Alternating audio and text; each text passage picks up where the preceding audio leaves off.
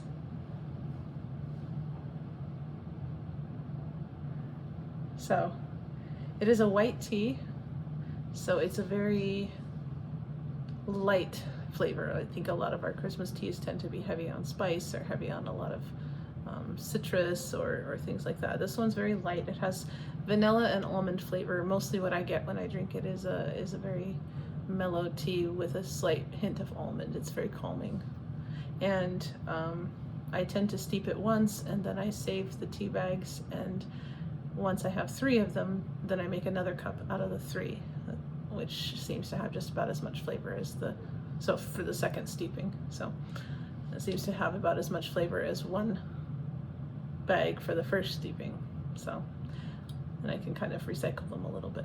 If somebody doesn't put like a gingerbread tea on top of the tea bags that I'm saving, which has happened. That's a little upsetting. Anyway, so that's my tea. It's only been reheated once.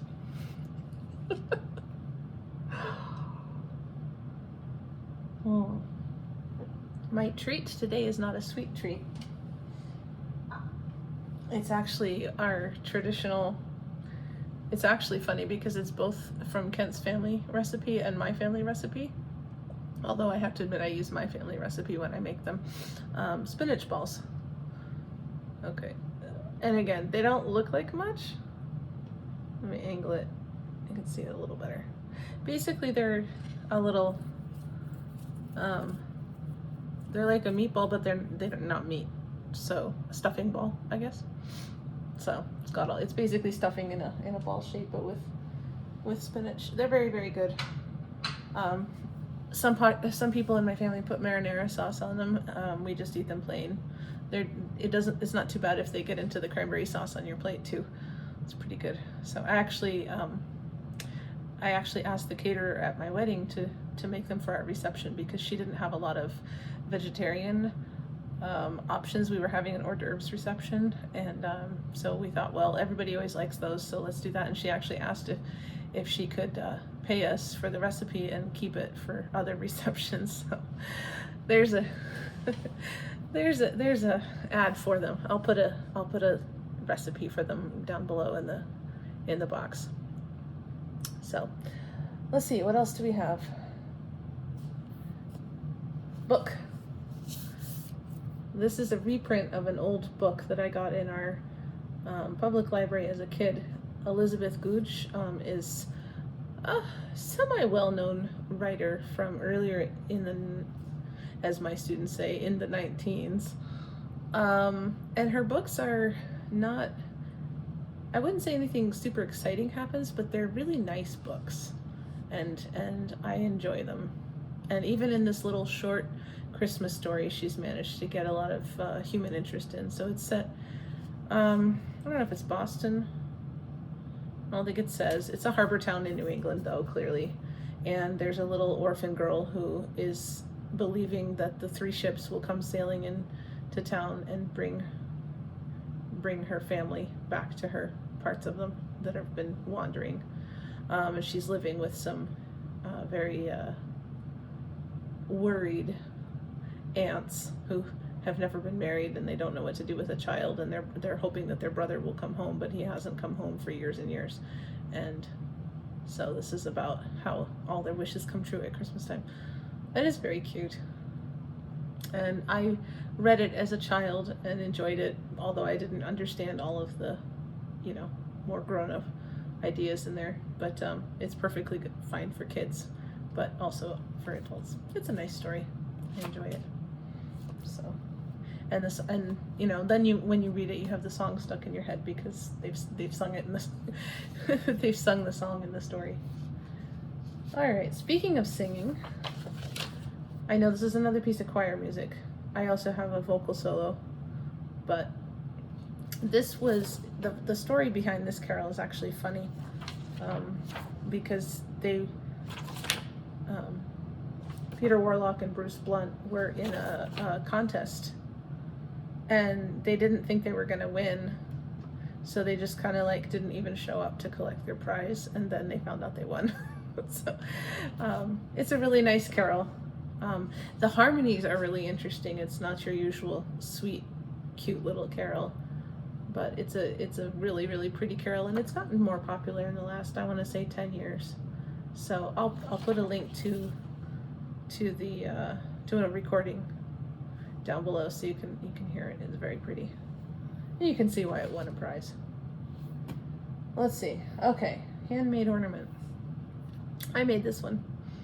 This was limited edition by Faire, which I'm not sure if they're even designing anymore.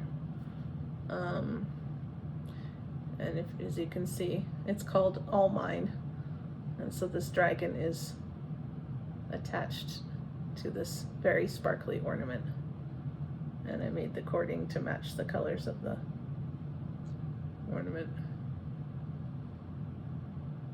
So,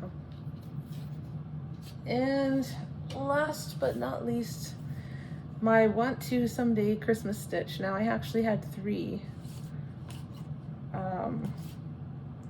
These involve some hardanger. So, and I don't know which one I would like to stitch first. This one, okay, they're all by Patricia Anderle. This one is the one I saw first. I saw this in a Christmas stitching book. And as you can see, the church windows are cut out, hardanger, and then, there we go. It's really not wanting to focus, but there we go. That's probably about as good as you're gonna get. So that's the one I saw first and went hunting it down later when I had access to the internet and found this one next, which I thought was really cool because it made the windows stained glass, and then you had little bells up in the belfry, 2 little bells.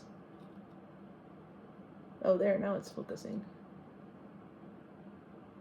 Okay, and then this third one I also found, which is very cool because it's a cathedral, and again you have the stained glass windows and the angel windows, which that's exciting. Again, hardanger. I have done a couple little hardanger ornaments, and I'm attempting, like some of you know, to finish Green Earth, but I really would like to finish this by Green Earth by the end of the year. So I mean this 2025. So once I get done with my Christmas stitching, we'll see how much time I have. This one is also by Elizabeth Foster of Elizabeth's Designs, and I think she's still at least selling if she's not still designing Elizabeth Designs. I like her stuff too, but it's not hardanger, it's more embroidery, a little bit cross stitching embroidery, little kind of similar in style maybe to like Shepherd's Bush, but she incorporates embroidery into it, which I don't think that Shepherd's Bush does. She's also, Patricia Anderle also has a greenhouse, and you see flowers through the window and stuff like that. So again, like the same style. So I have that one too, of course. Or maybe it's a florist shop, but anyway, there's flowers in the window. So I don't know, which one do you think I should start? The cathedral, the big stained glass window, or the initial one that I first saw that doesn't have anything in the windows?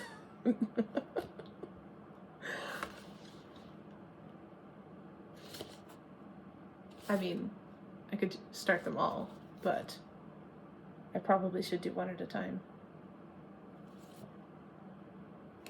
I know. I'm sort of leaning towards this one or that one. Not that I'm kidding them up to start now, but they could go on my short list. I feel like I would like to do this one on blue fabric though, because I think it would stand out more nicely. Like this one's on a darker fabric and it looks better.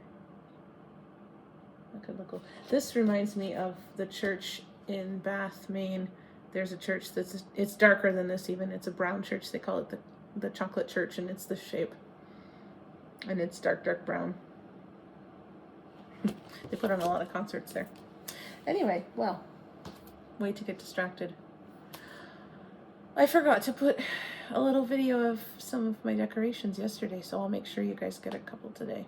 But I will see you later, and I hope you have a good rest of your Christmas, and I will see you the day after Christmas. Good night.